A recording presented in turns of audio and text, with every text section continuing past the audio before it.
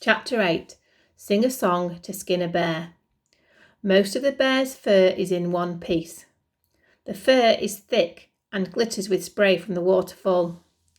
I clamber onto the rocks and try to find a good angle to skin it from, but it's going to be difficult. It will be better to get the bear onto flat ground. I grab the beast's forepaw in one hand and heave. The bear is oddly stiff. It doesn't budge. No one told me that bears were this heavy, I complain to Dog, who is busy sniffing at the bear's oozing guts. I sigh and grab both of the bear's big furry paws. I brace my feet against the rocks and heave with all my might. The bear shifts a finger length. Dog, I call, come and help. Dog trots over. He takes one paw in his mouth and I take the other in both hands. We pull and pull until I'm dripping with sweat and Dog is panting hard. The bear is hanging over the edge of the rocks, but if we pull any more, we might both melt into puddles. Rah! Just move! I yell in frustration at the lifeless heap. Exhausted and annoyed, I throw the bear's paw to the floor and kick out at a nearby log. If only I had some of those rolling logs that the other tribe had. When I get back to the tribe, I'm going to tell them all about it. For now, it looks like the bear is staying where it is. I pick up my hand axe and try to reshape the edge. It's going to need to be really sharp. After this, I test the fresh edge. Ow! I wince as blood leaks from the cut. I suck my thumb clean and get to work on the bear skin. Peeling off the tough bear skin, tough bear skin, tough bear skin. Peel so it's neat and thin, peeling off the skin. I sing Dad's song. It makes me feel safer singing his songs. It feels as though he is with me and Dog, helping us with our mission.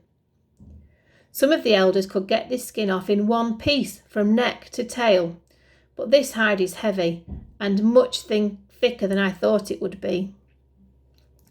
Peeling it off is difficult and takes much longer than I thought it would.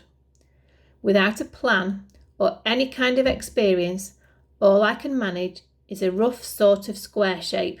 It doesn't matter though. I imagine myself strutting into camp wearing my bearskin and spinning on the spot for effect. Eventually, my arms ache so much that I can hardly bend my fingers. When I look at my palms, they are red and covered in fresh blisters. Even my hand axe looks tired. I decide to stop for food. Dog and I share some more of the juicy bear meat. Once again, I cook some meat for me on the stones beside the dwindling fire. But Dog grabs a full bone and chews the meat off, raw.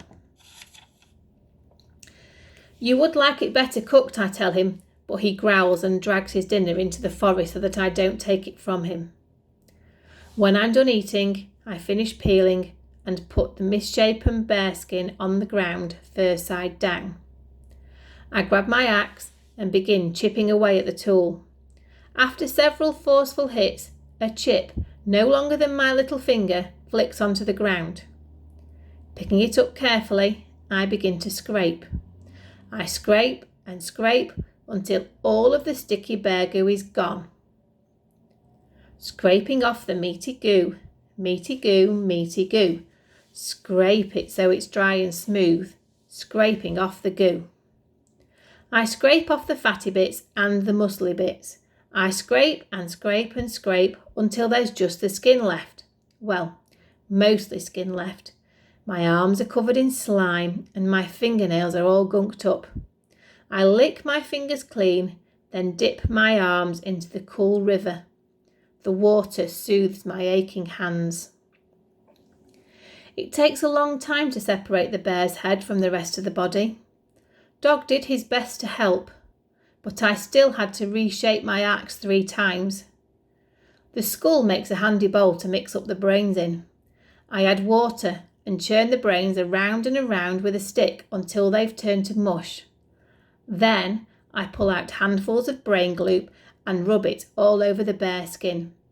Rubbing in the gloopy brain, gloopy brain, gloopy brain. Rub the leather soft again, rubbing in the brain. I do every step exactly the way that Dad does it. In fact, I'm probably doing it better than Dad. I'm rubbing so hard that my hands and arms feel tingly. I'm sure that Dad never does that. I drag the skin to the river and weigh it down with stones. Dog trots over with the leg bone that he licked clean, so I throw it for him to chase after, while I wait for the brains to wash off. Dog is really clever. I've trained him to do loads of tricks, like if I swish my finger, he spins around in 3 circles. If I throw a stick really high, he does a backflip in the air. He never catches the stick though. And if I say achoo, he stands up on his hind legs and walks about like a man with a big belly. Once he accidentally did this trick when my dad was watching.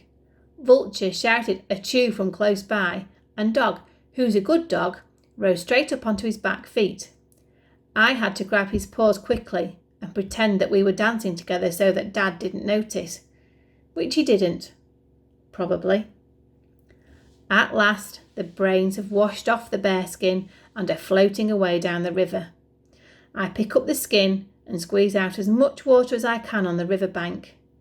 Next, I wrap the skin around a narrow tree trunk and tie it in a loop. I find a nice long branch and stick it through the loop. I turn the stick so that the skin twists round and round, twisting up the soggy hide, soggy hide, soggy hide. Twist it long and twist it wide, twisting up the hide. It's important to work the leather, otherwise it goes stiff, which is only good for water carriers and drums. I don't want a drum. I can picture me in jagged brown fur, striding towards the Rock of the Long Sun. The tribe elders gasp and fall to their knees. I'm like a god to them. I pull myself back to the real world.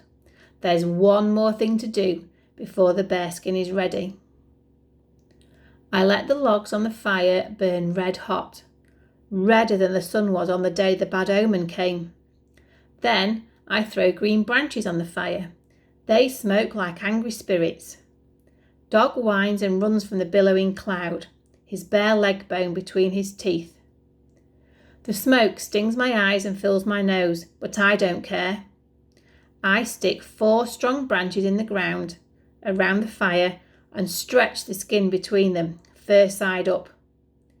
It's important to smoke the pelt, or if it gets wet, it will go stiff. Good thing Dad smoked my clothes. After all that swimming, I'd have rock hard pants. Smoking wood to cure the pelt, cure the pelt, cure the pelt. Smoke it, but don't let it melt. Smoke to cure the pelt. While the skin is being smoked, I scrape all the gunk off the bear skull. Then I wash the skull in the river. Suddenly, I remember the cave that Dog and I slept in yesterday. I picture the human skull and the paintings running across the walls, fleeing a toothy beast. Were the animals running from a bear? Was it a bear who crunched up the bones and left them there? Well, no one needs to be afraid of the silly bear anymore, thanks to me. Dog has stopped sulking about the smoke. He trots over and drops his leg bone beside me. I throw it up high again and again. Dog does 1 backflip, then 1 half backflip, then 1 belly flop. It's like you're not even trying, Dog, I say, and he yaps and yaps and yaps. He can't help himself. Then we skip round in a circle doing the procession of the achy arms and singing the bear skinning song. Sing a song to skin a bear, skin a bear, skin a bear. Make a fluffy coat to wear, sing to skin a bear.